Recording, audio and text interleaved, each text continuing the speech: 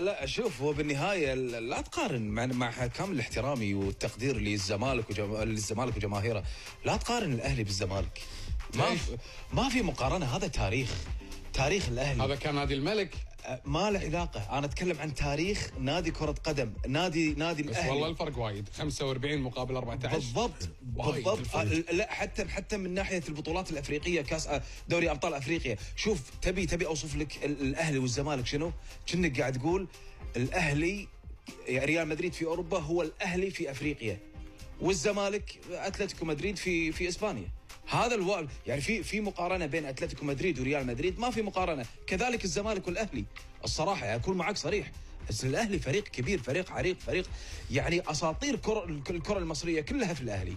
ابو تريكه، محمود الخطيب، وخذ وخلي، يعني حتى لو بتعدد نحل عقب باشر ما تخلص. الاهلي هو بلد. ما اقدر اقول لك صح كلامك. ليش؟ القاب والفرق شاسع صراحه. ما تقدر بعد انت 45 والله 45 دوري مقابل 14 واكثر من فاز واكثر من، بس هم الفريقين اللي ما طاحوا درجه ثانيه من تاسس، بنقول من 66 سنه ما طاحوا درجه